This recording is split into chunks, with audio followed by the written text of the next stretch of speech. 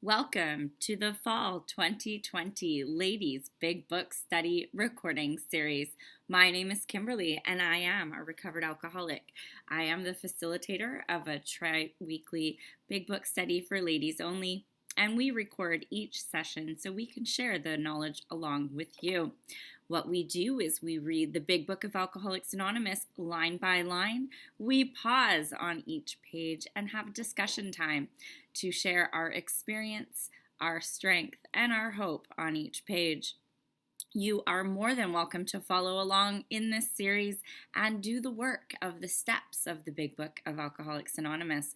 If you do need support at any time, please reach out to me in the Contact Us area of my YouTube channel, and we're happy to provide you with support.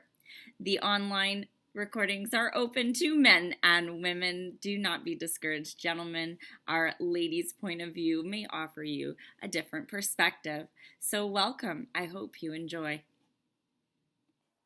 All right, ladies, continuing on in the Big Book of Alcoholics Anonymous, we are on page 76. We are starting step 8. Now we need more action, without which we find that faith without works is dead. Let's look at steps 8 and 9. We have a list of all persons we have harmed and to whom we are willing to make amends. We made it when we took inventory. We subjected ourselves to a drastic self-appraisal. Now we go out to our fellows and repair the damage done in the past. We attempt to sweep away the debris which has accumulated out of our effort to live on self-will and run the show ourselves. If we haven't the will to do this, we ask until it comes. Remember, it was agreed at the beginning we would go to any lengths for victory over alcohol. So that pretty much sums up step 8 is again prayer, and we're praying for the willingness to correct these things and to make these amends. Now let's talk a little bit about our list, because it depends how far you got in step 4 and if you did that last paragraph on chapter 5. Where it says we've had a list of the people we've harmed. So when we do our list in step 4, we have a list of all of the people of whom we are angry in that column number 1. And we should have done a little bit of reflection in there somewhere in doing that step 4 if we owe that person in column 1 an amends, yes or no. In the instructions I sent, there was 2 instructions. One was to do the circle 8 and the other one was to put a 552. The circle 8 meaning we need to make an amends, and the 552 meaning that we need to pray for this person. So hopefully you've done that. If not, here's where we're going to catch up. So we need to go through that column 1 and ask ourselves for each person on that list, do I owe this person an amends? Yes, we're going to put a circle 8, like the infinity sign, or you can put an A and circle it, whatever you want. And then if you don't owe them an amends and you're still angry with them, we're going to put a 552. And we're going to read page 552 in just a sec. But this is going to break down that column 1 of the people of whom we're angry. Now there's also another group of people that we want to bring into the mix that are not in our resentment list, but whom we've harmed. So maybe we don't have a resentment against them, but we owe them an amends because somewhere in our past, our conduct has harmed them. And so this is where we're going to make a big long list. So we're going to kind of take those names from our resentment list, write them out that these are the people that we need to make amends to, and we're going to add all the other people that we've harmed with our conduct in the past. Now, that list can be a little bit harder to do, and this is where I like to encourage you that it doesn't need to be done all at once to be done accurately. Because, as the book says, we're willing to go to any lengths for victory over alcohol, so we're going to remain willing.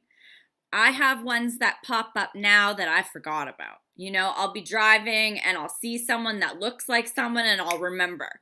And I'll be like, ooh, I gotta do an amends to that person. Or like the other day when I was getting my Christmas cards and stuff, and I remembered I stole my stepdad's Neil Diamond CD. And I remembered how my mom had defended and said, oh no, Kim would have never taken that Neil Diamond CD. Meanwhile, I had been going to the bar in Chilliwack, listening to the Neil Diamond impersonator, and was obsessed with Sweet Caroline, and the CD was in my car. To this day, I have not fessed up and said, you know what, that was me that stole that CD, and made some sort of amends. Being that it's Christmas and I'm on great terms with my family, I can probably buy a CD and make light of it, and it will be comical now. But, there's always amends that pop up. So we just want to be willing to make them when they do pop up, but now's the ones we're going to write down that come to top of mind. Don't give yourself a brain aneurysm thinking too hard, trying to find them at the back of your brain if they don't come to mind quickly, but they'll be the ones that do come quickly, right? Like, oh, that neighbor that I didn't pay for babysitting. Yeah, gotta make that amends. Or, I gotta make an amends to the cow upstairs right now for her thing and how I've reacted, right? Yeah. I don't think I'm being unreasonable, but I should not have reacted. I should have conducted myself differently. So, we just kind of add to the list and subtract from the list. Now, I might as well talk about it now because we are talking about praying for willingness. Once you have that list, there's a variety of different ways to go about it. I've adopted this way through the last group, and that I now tell my sponsees that are currently going through this to split it into those 3 columns. So we have our master list of who we owe amends, and we're going to want to split it into 3 columns. Yup, I'm willing to do it. Yeah, not so much. Never, ever, ever, ever. So we've got those 3 columns. Yep, I'm ready. I can make that amends. Not quite ready yet. Never, ever, ever. And so from our master list, we're going to break it down into those 3 columns.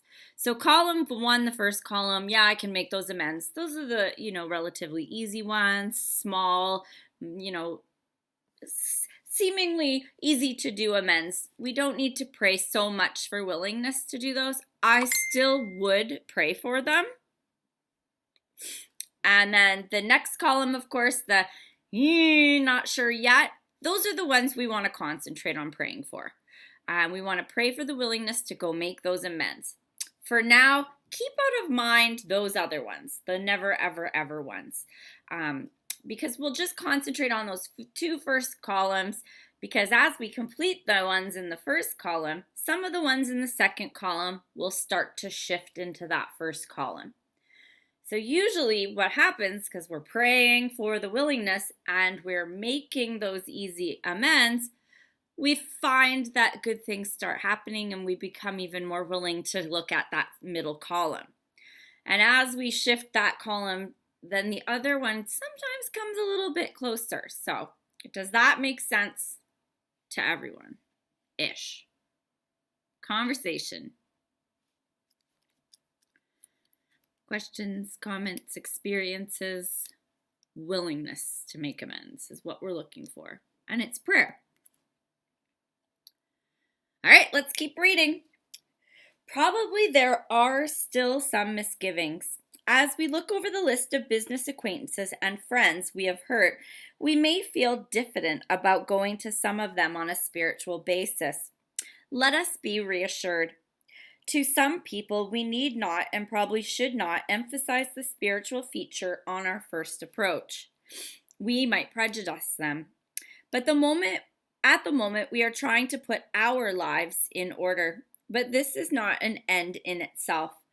Our real purpose is to fit ourselves to be of maximum service to God and the people about us. It is seldom wise to approach an individual who still smarts from our injustice to him, and announce that we have gone religious. In the prize ring, this would be called leading with the chin. Why lay ourselves open to being branded fanatics or religious bores? We may kill a future opportunity to carry a beneficial message, but our man is sure to be impressed with a sincere desire to set right the wrong. He is going to be more interested in a demonstration of goodwill than our talk of spiritual discoveries. We don't use this as an excuse for shying away from the subject of God. When it will serve any good purpose, we are willing to announce our convictions with tact and common sense. The question of how to approach the man we hated will arise. It may be he has done more harm than we have done him, and though we may have acquired a better attitude toward him, we are still not too keen about admitting our faults. Nevertheless, with a person we dislike, we take the bit in our teeth. It is harder to go to an enemy than to a friend, but we find it much more beneficial to us.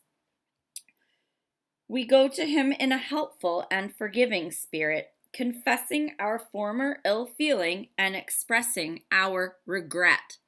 Circled, highlighted, starred that word regret. And I've talked about this before, and I'm going to talk about it again. But first, we're going to start up at the top where it talks about, we don't kind of go in there and be like, I found Jesus. I've been saved. Hallelujah. I'm here to make my stuff right.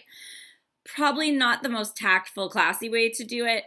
And I'm going to combine that in with that word regret. So normally if I'm approaching someone, how I like to do it is I express my sincere regret. I do not use the word sorry. I have almost eliminated that word from my vocabulary. It's a cheap word. It has no meaning anymore. It's thrown around like pennies, right? You go to the corner store, you bump into some, oops, sorry. Or, you budge in line by accident, oops, sorry. And then what? You're going to use that as well when you've done something major that's been harmful with your conduct? No. Save your sorries for the grocery store when you bump in front of someone in the produce department. In this case, we like the word regret. Hey, Katie Lynn, I really regret the way I treated you when I was, drinking a lot. I've been thinking about it a lot lately, and I really regret the way I treated you. I regret the way that my conduct hurts your feelings. I regret gossiping about you. I regret the way we ended our friendship. It takes more ownership. It has more feeling. I'm not leading with God saying, I've found God, I'm writing my life, and I regret my actions. That cheapens it a bit. But if she says, oh, I really appreciate you coming and expressing your regret to me, that I really, I've been watching your Facebook and I've noticed a change in you, I can bring it up then, right? She says, I've noticed a change in you from seeing you around, and I'll be like, yeah, I found that alcohol really wasn't serving me. I got into a 12-step program and I'm trying to live a spiritual life. I typically don't lead with God, because it can get that, similar to in an AA meeting when you're like talking about God and people get that, we ease them into it. I'll be like, oh yes, I'm trying to live a spiritual life. And if they inquire more, of course I'm going to bring it up. But you base it on how the conversation is going. Because I don't want to be branded a fanatic or a religious bore, right? And then, of course, it's talking about a man we hated. And now this is going to that column 3 and some of those people that could be in column 2 where they have done us possibly more harm than we have done them. For me, personally, I like to make sure I'm praying my little butt off for direction. Because what can happen is you could get yourself in a situation where you end up reacting because you're really going to make the amends without the proper willingness to someone who maybe is still very sick, and it's not going to go off well, and you run the risk of reacting, especially if you're really early on in this program. Myself now, I still have an ex that's out. He's suffering. It's the one I stole this book from, and there's some other things. I owe him an amends, but he is in active addiction. He is so sick that no matter how I approach this amends, it wouldn't go off well. And so I don't do that. I am 100% willing to make the amends when the time is right. And there's lots of situations, and this is where counsel with someone else is advised. If you have a partner that was domestically abusive, obviously we don't want to do that lightly. We want to make sure we counsel first with God, asking for direction, and with our sponsor or trusted spiritual advisor, because there's no cookie cutter way to make an amends. It's going to be different for every amends you make. And so we just want to make sure we're not causing ourselves harm or causing harm to the other person. The worst place you will ever be is making an amends for an amends. Let me tell you. You don't ever want to have to go and make an amends for an amends because it didn't go off so well and you reacted and it went to heck. Leslie. Morning, Leslie, alcoholic. I love this. This is awesome. I was just thinking it's not easy when you first try to make things right, but if you really are sincere in your heart, when you feel that you've done wrong, in your actions or something, this happened to me with a doctor that after my brain injury, I had no filters and things. I mean, I was just showing this person just, how much I loved him. It was just crazy. But I didn't understand what I was doing, of course, because I had a severe brain injury. And it was years later when I finally had apologized. And he said, "You do not owe me any apology." And I said, "Yes, I do." I said, in the way I was acting, he says, "You don't have anything to be sorry for. You did nothing wrong." So it just released me. And the feeling that I got was just like a weight taken off my shoulders. It was so good. And when you were talking, I was thinking, I went back and it said on page 69, where had we been selfish, dishonest, or inconsiderate? Whom had we hurt? And I was thinking back, of course, with my husband, who is still drinking. How did my actions hurt him? How did I respond in a way that is pushing him further away from getting sober? So I've been looking at that. I've been praying about it. I've been reading my Bible. I've been reading my big book, and what I've come to realize is that possibly I've done more harm than good, with just being seriously being a bitch, and I've got to make amends for that, and then talk to him and just gently say to him, it's because and explain to him that it's because I loved him, and I do love him, and I care about him, and I don't want him to die in active addiction. And there's so many things that go along with that, eh? So I'm working towards myself, like I'm working on myself and my feelings, and I'm ready to make amends to certain people, and it feels really good. It's quite liberating. That's about it for me right now. Thank you. Thank you so much. And yes, by this point in the book, we should already be walking a different way, talking a different way, acting a different way. So that's actually the first amends we actually make, is our behavior. And so when we do approach these people, more often than not, they've seen a change in us already. So when I go to the mom, or I go to the sister, or I go to the friends and I said, I really need to talk to you. I really regret a lot of the stuff that's happened in my past. Usually the first thing they're going to say is, "We've noticed a change in you, and we're so proud of you," because that's really the first amend we make, is that change in behavior. Now, if we're at this point in the book and we're still acting the same way as we used to act, we got to take another peek-see at some stuff, because our conduct should have changed, or is changing at this point. Jenny? Thank you, Kim. Hi guys, Jenny, alcoholic. Um, the thing you said about don't go and tell them I've got religion. I heard a great speaker one time because when I started doing my amends, I was going to everybody doing exactly what you said. Hi, I've stopped drinking. I go to AA now. I'm changing my life. I just wanted everyone to know I go to AA now and I'm changing my life. I somehow thought that was going to make them forgive me more. Um, and and I did that a lot with the first bunch, and then I heard a speaker, and he talked about this. Uh, don't announce that we've gone religious, and don't announce that you're working one of the steps in AA or that you've gone to AA, because he did, and his experience was he went to an old friend or an old boss, and the boss went, "Yeah, right. And from what I understand, this is one of the things you have to do. So Mhm. get out of here, because you're doing this because you have to."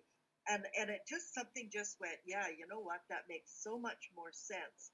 I also found it harder to make my amends when I wasn't saying this is the step, I'm in AA. When I had to go there and just lay myself bare and go, I really regret what I did. I was wrong, blah.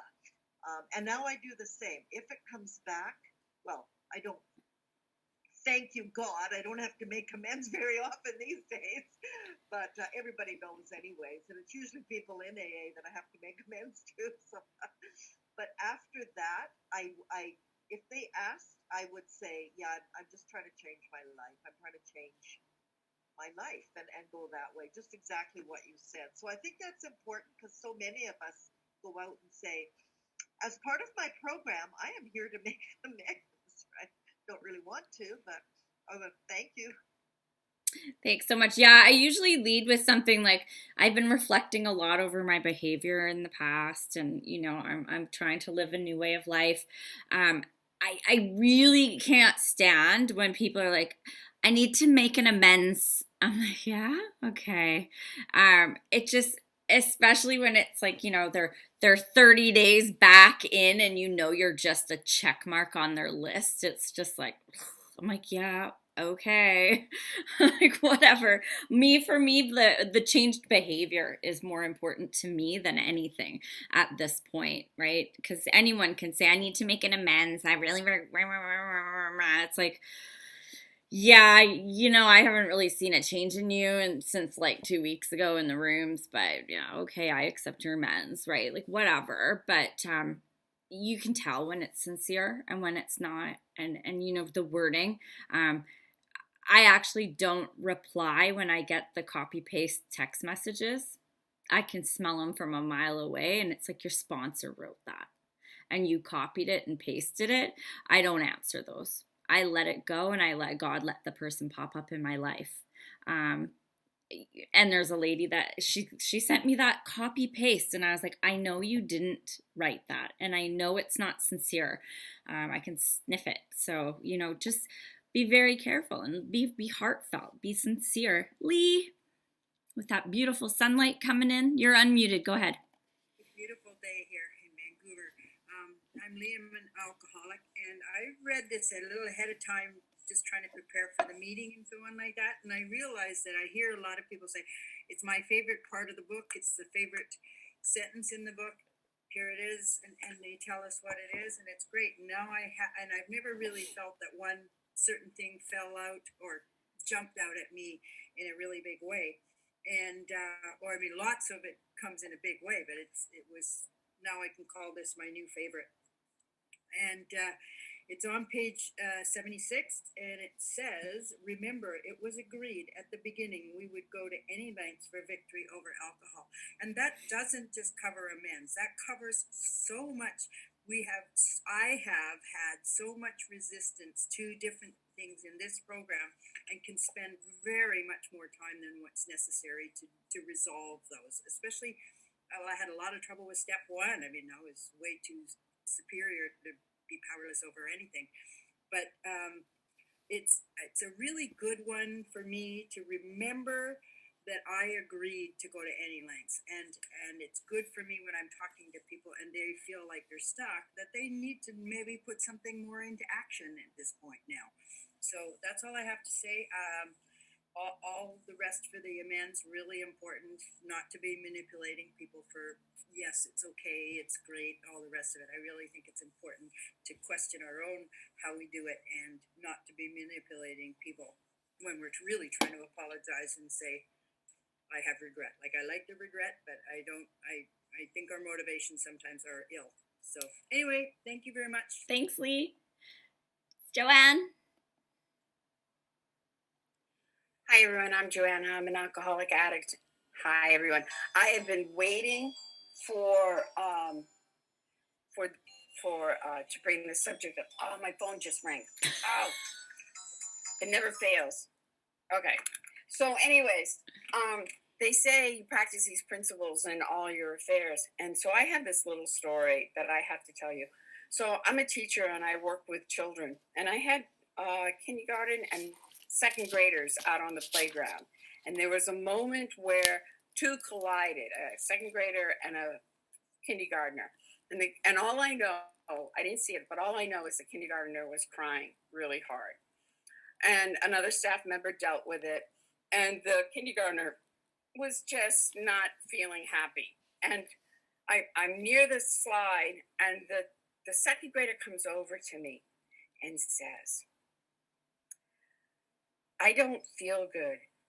We bumped heads, but somewhere I feel like I wanted to hurt her. And I said, how are you feeling? She said, not good. And I said, do you want to tell the young one that you regret that it happened? And she said, what is regret? And I said, what it means is that you feel inside that you wish you hadn't done it that way.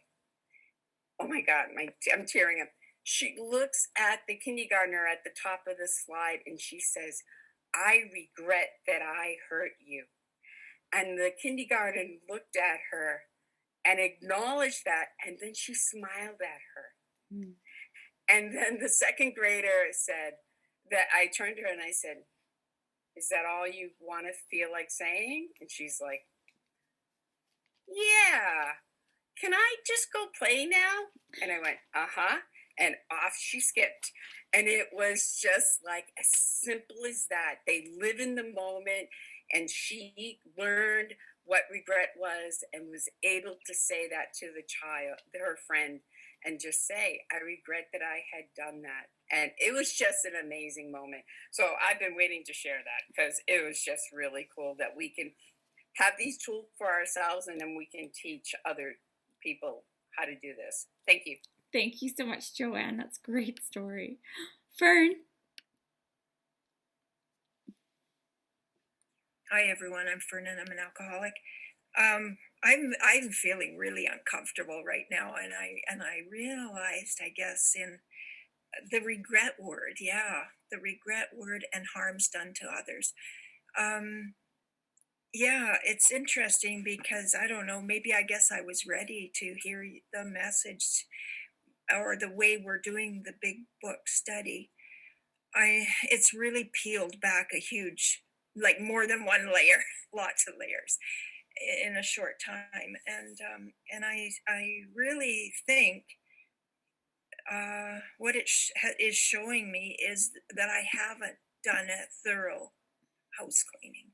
That I've gone to big book studies, I've sponsored people, blah blah blah, read the big book, but my understanding, or maybe I was just trying to protect myself, maybe I was afraid still, to actually dig a bit deeper. So I'm feeling really uncomfortable right now because I just I haven't done the real amends to the harms done to others. I did the surface ones, the my mom and my dad and the ex-husband and the ex-boyfriend, and but really it's the deeper ones that I've hung on to, that I haven't, that are farther back or deep, that and it's like, I guess, just avoiding conflict thinking, oh yeah, I'm good, I'm sober, but really, maybe this is what this whole process of me very coming close to leaving AA, and 2 years ago I almost went out around this time, and I didn't go out, but because I did a fourth step through with the big book with a friend who knew the how to do it this way, but even that hasn't. I still held back from those deeper. So I guess I'm ready. Something was wrong. I was disconnected. I was not feeling good when I first came into this group, this meeting, and that's what it is. I think I'm just scared right now because I know that I have a lot more work to do. So anyway, and it's a very humbling experience. It's like, oh my God, I can't believe I'm still hung on to all this stuff. Anyway, thank you everyone. Thank you so much. Yeah, it's funny. I'm working with a new service buddy in my new transition role, and one of the things we were talking about is compliance versus practicing the principle, where a lot of us comply with the steps, and I had a lack of word for the check marks, right? Like we go through, we're like, yep, check mark, make amends, yep, do this, yep, do that, and that's just like we're complying. Oh yes, I know I'm supposed to do a 4 and I've complied, as opposed to actually the comprehension and the application, and because compliance can be anywhere from a little bit to a lot, whereas the practicing of that principle and the learning and comprehension is a lot different. Vanessa. Hi everybody. I'm really loving what you're saying today. Really needed to hear this today, so thank you. I really like that what you're saying about not rushing these amends, especially with spiritually sick people. A number of people that I need to apologize to without using the word sorry. I love that so much. And using the word regret are spiritually sick. And I'm not in a place where I don't think I could be not emotionally reactive. So it's a relief to hear that, because last time I was I was sober 2.5 years before I went out, which I'm very upset that I did that. But anyways, can't change the past. But I waited 1 year before I made my amends last time because I wanted to show everybody. 1 second, sweetheart. 1 second, honey. I wanted to wait a full year to show everybody that my behavior had changed. And my dad in particular was really appreciative of that. And he said, I appreciate you waiting because we see the change. You've done the work. So that felt really good to hear that as well. My question is, do we have to wait until we're done all of our amends to move to step 10? And I know the answers, though. I see you shaking your head. I think that's where I'm kind of sitting in, like I'm feeling uncomfortable as well with doing this part of the steps. And I feel like we all kind of do that when we look at the steps when we first sit down in these rooms, right? Because, oh my goodness, I have to apologize one day. But I do know that we don't have to rush it, which is, I think, important for all of us to know too, right? Yeah. But thank you for letting me share. Absolutely. So yeah, it's not a stick and stuck. We don't go, okay, I got to stay on step 9 until all my amends are done. Because you know what we're going to do? We're going to do them based on self-will. We're going to do them when we're not willing. And they're going to go bad and we're going to owe more amends. What we do is we learn what the principle is. The principle is the humility, and the principle is cleaning up our side of the street and making right what we can. And it's a lifelong process. If I was still waiting to be done all my amends, I'd be still on step 9. I wouldn't be sitting here facilitating this big book study. We learn what we're to do, and then we go do it. And then we learn the next one, and then we learn the next one, and then we learn the next one, and then we take all of it and apply it in our life, and we do it every day, every day, every day, every day. So when amends come up, right, I need to do that. I need to do the CD. I don't even need to pray for that one because I'm willing. I've been praying. I'm consciously contacted with God. I know what to do. I'm willing to do it. I'm just trying to come up with a creative, comical way to make this amends. So no, we don't stick and stuck while we're waiting to do them. We pray. We're praying for the willingness, praying for the willingness, praying for the willingness. Do them as we're willing. Do them as they crop up. You know, because sometimes we're walking down the street, boom, we run into somebody and we're like, oh my God, do you have time for coffee? You know, I've been thinking about you, and I really regret the way our relationship ended. You know, you got 5 minutes and you can have a little quick coffee and fix it right then on the spot. I do not like the hammer through the list because I need to get my amends done, because I want to be free, because I want to feel better. Self will run riot. Guess what? We'll see you back when you come back, because it's not going to go well. You're going to be making amends for amends. You're doing them when you're not willing. I know people that are in my orb and they're like, okay, step 9, go do all your amends right now. Get them done. Write out the letters. Call everybody. Ha! That's awful. That's your will. That's not going to go over very well. Pray for the willingness. Pray for the willingness. Pray for the willingness. Let God direct you as they come up. Make them move along. Keep being willing to make any and all as they come up, and just go through your life. You'll be more peaceful. You won't quit because you don't want to do them. And you'll be more God-centered than self-centered, right? I'm not doing these amends right now, today, because I want to be free. I'm doing these amends because I want to make right with myself and make right with God. And to do that, I need to do it properly. So I need to bring God into this. I need to pray for the willingness. I need to pray for the direction in ones where I don't know what to do. Right? You know, the CD, I'm just trying to be clever because I think my mother's going to laugh her butt off. But, you know, if she called right now, I could do it, right? It's not that I'm not willing. So, Gloriana. Hello, can you hear me? Yep. Okay. Oh, it's so great to see you, Kimberly, and everybody. And I agree exactly with Kimberly. I used to want to hammer through them, and that's what my first instinct was, just get through them, get them over and done with, and then I'll be free. And it was very self-serving that way. And I really think the longer that it's an ongoing amends. I live in the steps now. You know, I had to do one with my mother-in-law last week rather, because of Thanksgiving. You know, a thing came up with us, and it was historical reactions. Meaning that it was, sometimes when we hit on old pains, it triggers stuff. But a lot of the amends process I find for myself is understanding what's going on, what happened, where these feelings are coming from, what created those bad behaviors too, if that makes any sense. And, you know, now I live more in the motivation, what's going on in the motivation. And in the disease of alcoholism, it's so easy to get pulled back into a dubious motivation, you know, and so anyway, that's pretty much what I wanted to say. It's a process. It's layers. You know, I used to have that list of the obvious, and then the ones, well, maybe I'll do it, and then the hell no, I'm never going to make an amends to them. And some of the most powerful amends that I ever had to make were the hell no's. And I don't have any hell no's anymore. I don't have any of those anymore. And I even had to make an amends to somebody I didn't know today on the road, on the way to work, right? So there was this van, it was dragging, and I was like, oh, what the hell? You know, come on, drive.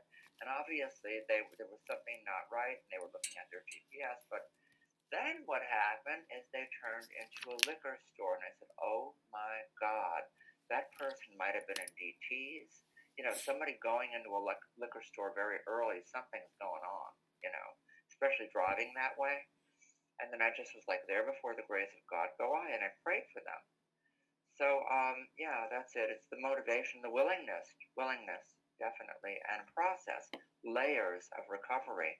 That's what we go through, and it's an ongoing process, I think. Thank you for letting me share. I love you. Thank you so much, Gloriana. Love you too. And so a bunch of questions in the chat, some private, some not. Anne Marie, I put your hand down, but I will come to you. I remember. So first is about the pandemic and where the book says to make them in person if you can. Well, let's talk about that. So if and when you're ready to make amends, you should probably make it. You shouldn't use a pandemic and the lack of being able to see someone to hold you back. Why? Because you don't know God's plan. You don't know if that person could be walking down the street tomorrow and gets hit by a bus and there went your opportunity. If you're willing to make the amends, make it. If it's a matter of picking up the phone and making the amends, do it. If it's a matter of, reaching out on Facebook, do it. Don't use I've got to make them in person. The book says to do it in person. No, the book says to make it. Do the amends. If someone lives in Scotland and I know that they're on Facebook and I'm willing to make it. Open that doorway. You don't know what's going on in the universe or what could happen tomorrow. If you're willing to make the amends, make it. Give them a call. Reach out. There's no rule in making amends. The only rule is to make it. I don't like scripted letters. I've talked about that before. And then the other question is about institutions or groups of people. Pray for the right direction. Ask someone. I'm really clever with coming up with ways to make amends. You never know how it's going to be when you throw it out there. So for example, when I was in my active addiction and alcoholism, I was not very nice of a person in public, and I was very self-centered and impatient, and I went to Booster Juice and I ordered my smoothie and they made my smoothie wrong, and I threw it on the floor behind the counter. Can I go back and make an amends to that clerk? No, she probably doesn't work there anymore. Can I change my behavior so that I'm kind and gentle to all service clerks from here on in? Yes. Can I always tip a little bit extra because I used to be the biggest bitch on the planet? Yes. Can I make a funny TikTok about it? Maybe she'll see it. Yes. You never know what you throw out there and how it's going to get there. Or if I'm walking down this, I hear some girl, this one time this girl threw a smoothie. I'm like, oh my God, that was me, right? I should make the amends. You don't know. Just do what you can to make it right to the universe. I've done some really creative amenses, and some you would have your socks blown off. But it made it right for me. And there's people that don't know. There's very few people that know about a couple amends I did that were huge. But I couldn't do it to that person, so I did a universe amends, right? My sponsor pays for the ferry to go over to the orchard for us to do a panel. That's him paying back the universe for financial amends he could never make in person. He's out of pocket $100 every time we go to speak at the orchard for the ferry. That's him putting $100 towards that universal debt he owes. I have a big debt that I paid back by doing something, and I keep that to myself. There's very few people who know about that amends, but I made a big universal amends, and it helped someone, and it helps those in recovery. And we do these things to pay it forward, because not always can we find that person, but doesn't mean that gives us a free pass, right? Wendy.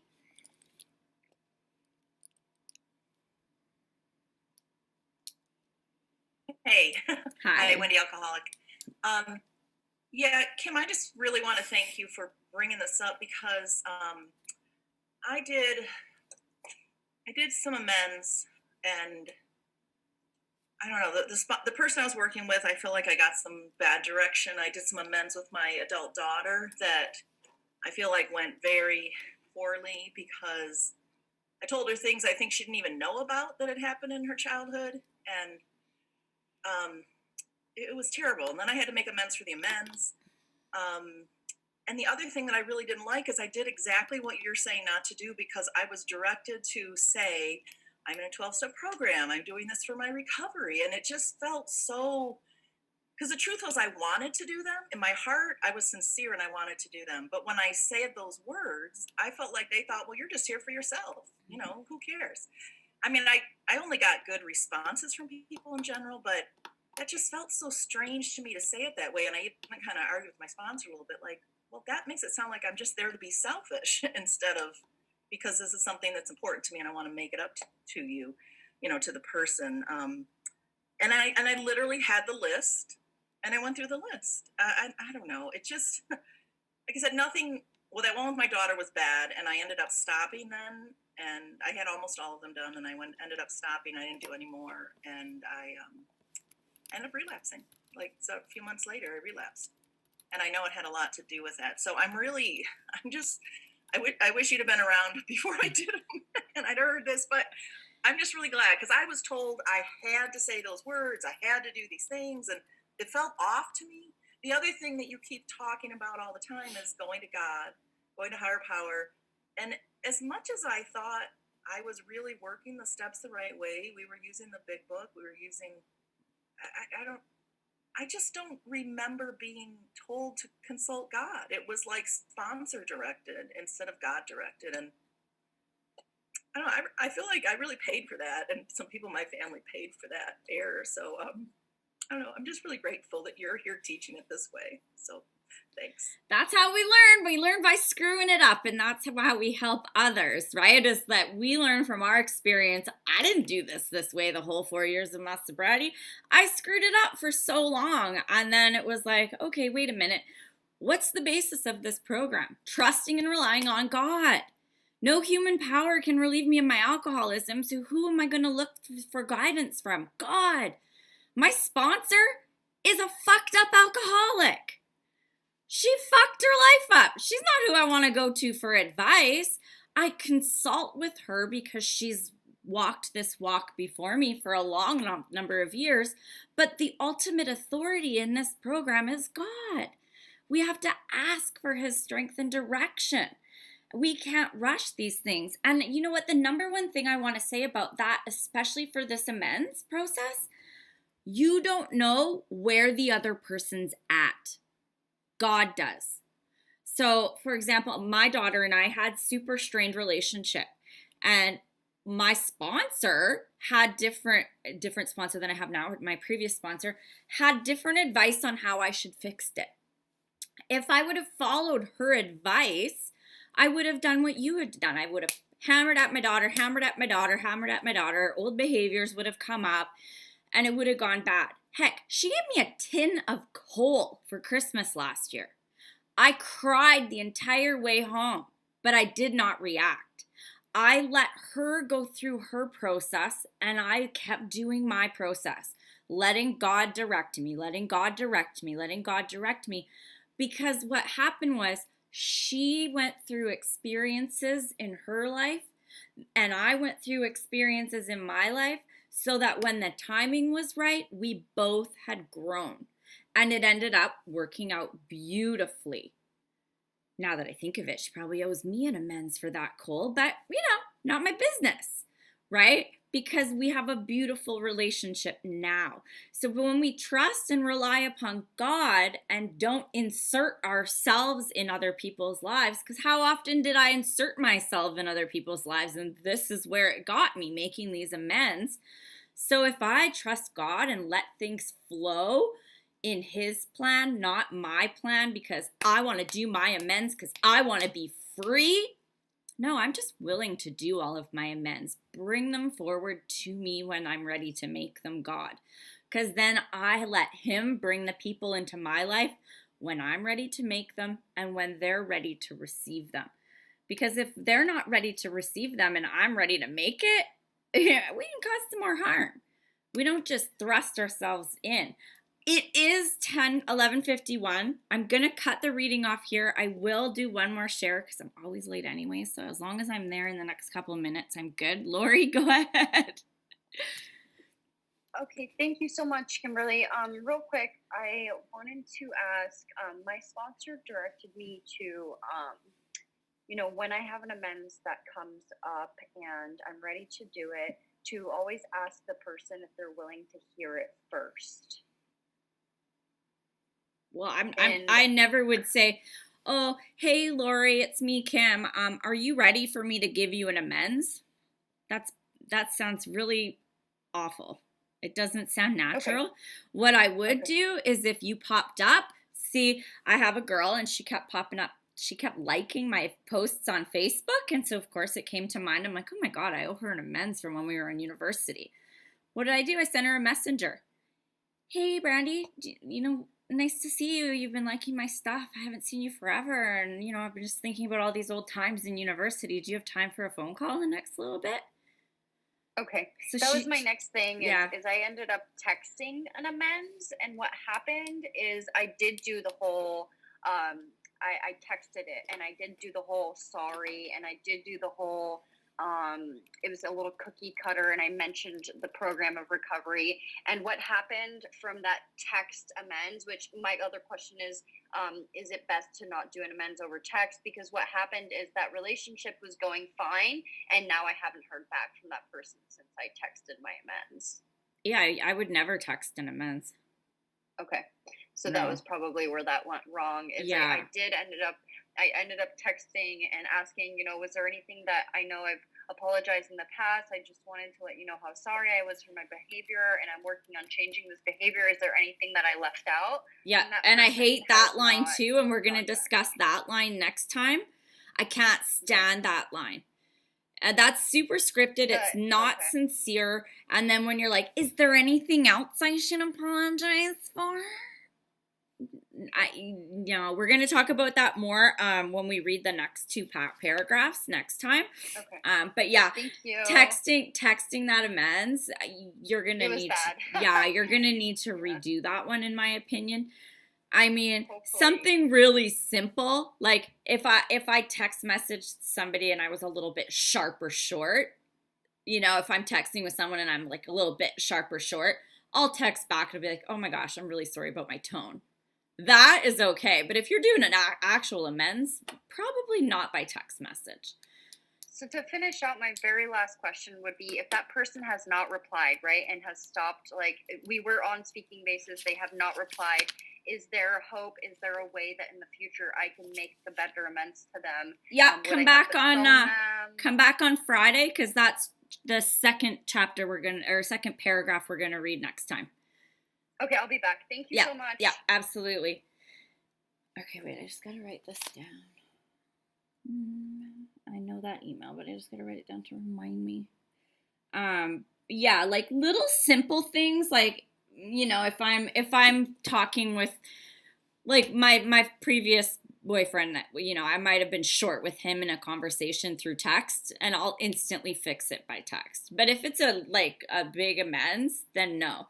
Or like if on Facebook I make a comment on somebody's post and it's a little bit hasty, I'll apologize right underneath the comment, or I'll delete it and just send them a private little message.